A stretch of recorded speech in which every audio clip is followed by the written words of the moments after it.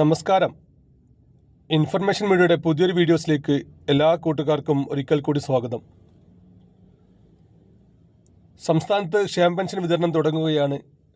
2026 ജനുവരി മാസത്തെ പെൻഷൻ വിതരണമാണ് 2000 രൂപ നമുക്ക് ലഭിക്കുക. എന്ന് മുതലായിരിക്കും ഈ ഒരു പെൻഷൻ ലഭിക്കുക? അതുപോലെ തന്നെ ഇപ്പോൾ പെൻഷൻ ലഭിച്ചുകൊണ്ടിരിക്കുന്ന ആളുകൾ ചെയ്യേണ്ട ഒരു കാര്യമുണ്ട്. പെൻഷൻ വരുമാന സർട്ടിഫിക്കറ്റ് നൽകുക എന്നുള്ളത്. അത് ആരെല്ലാമാണ് നൽകേണ്ടത്, നമ്മളിപ്പോൾ നൽകേണ്ടതുണ്ടോ എന്നതിനെക്കുറിച്ചുമെല്ലാം വളരെ വിശദമായി നോക്കാം.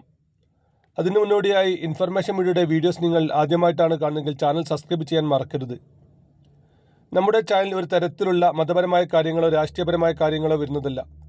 ഗവൺമെൻറ്റിൽ നിന്ന് ലഭിക്കുന്ന സേവനങ്ങൾ, ആനുകൂല്യങ്ങൾ, അറിയിപ്പുകൾ എന്നിവയെക്കുറിച്ച് മാത്രമായിരിക്കും വീഡിയോസുകൾ വരുന്നത്.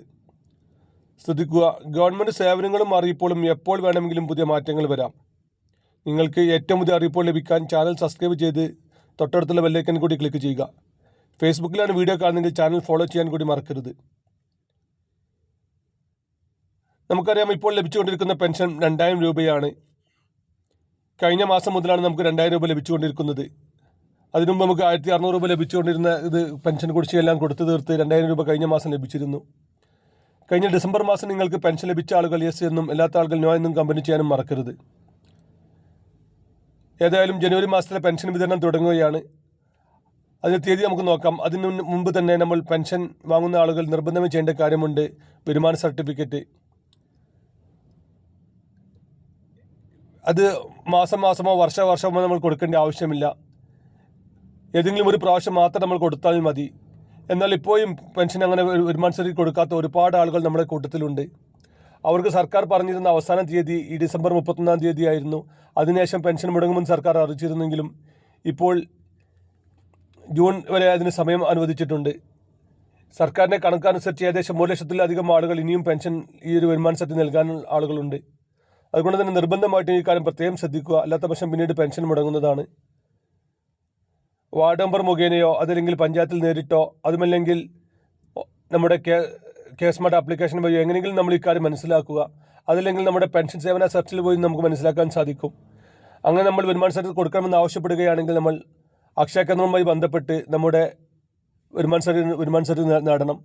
വരുമാന സർട്ടിഫിക്കറ്റ് നമുക്ക് ആവശ്യമായ രേഖകൾ എന്ന് പറയുന്നത് നമ്മുടെ സ്ഥലത്തിൻ്റെ നികുതി ഷീറ്റ്, അല്ലെങ്കിൽ നമ്മൾ വാടകയ്ക്ക് താമസിക്കുകയാണെങ്കിൽ വാടക അഗ്രിമെൻ്റ് കോപ്പി, നമ്മുടെ ആധാർ കാർഡിൻ്റെ കോപ്പി, റേഷൻ കാർഡിൻ്റെ കോപ്പി എന്നിവയുമായി നമ്മൾ അക്ഷയ കേന്ദ്രത്തിൽ ചെന്ന് കഴിഞ്ഞാൽ നിങ്ങൾ അവിടെ അപേക്ഷ സമർപ്പിക്കുകയും പിന്നീട് 2-3 ദിവസങ്ങൾക്ക് നമുക്ക് വരുമാന സർട്ടിഫിക്കറ്റ് നൽകുകയും ചെയ്യും. ആ വരുമാന സർട്ടിഫിക്കറ്റ് നമ്മൾ അപ്ലോഡ് ചെയ്യേണ്ടത് നമ്മൾ അക്ഷയ കേന്ദ്രങ്ങൾ വഴി തന്നെയാണ്.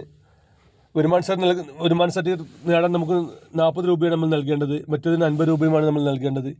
ഇങ്ങനെയുള്ള കാര്യങ്ങൾ നമ്മൾ പെട്ടെന്ന് തന്നെ ചെയ്യുക, അല്ലെങ്കിൽ പിന്നീട് നമുക്ക് പെൻഷനും മറ്റു ആനുകൂല്യങ്ങളും മുടങ്ങുന്നതാണ്. ഇനി 2-3 ദിവസങ്ങൾക്കപ്പുറമാണ് നിയമസഭ കൂടുന്നത്. അതിന് ലാസ്റ്റ് ബജറ്റ് അവതരണം ഉണ്ടായിരിക്കും. അങ്ങനെ ഈ ബജറ്റ് അവതരണത്തിന് ശേഷമായിരിക്കും നമ്മുടെ പെൻഷൻ വിതരണം തുടങ്ങുക. 22-ാം തീയതി അല്ലെങ്കിൽ 23-ാം തീയതി ആയിരിക്കും നമുക്ക് ഈ മാസത്തെ പെൻഷൻ വിതരണം ലഭിക്കുക. അതുപോലെ തന്നെ ഈ മാസത്തെ പെൻഷൻ വിതരണത്തോടൊപ്പം തന്നെ പെൻഷൻ വർധനവും നമ്മൾ കാണുന്നുണ്ട്.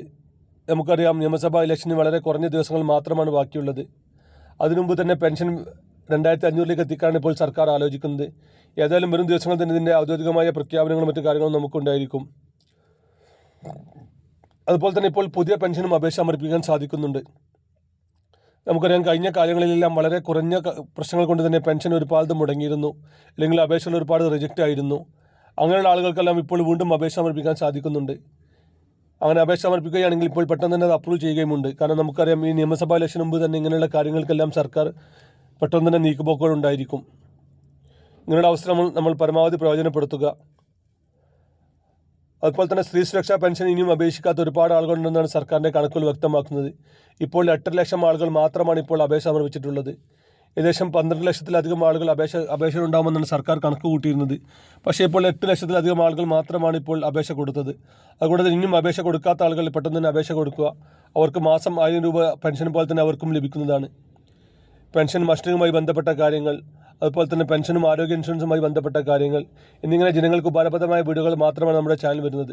വീഡിയോ സബ്സ്ക്രൈബ് ചെയ്യാതെ കാണുന്ന ആളുകൾ പെട്ടെന്ന് തന്നെ ചാനൽ സബ്സ്ക്രൈബ് ചെയ്ത് മറ്റു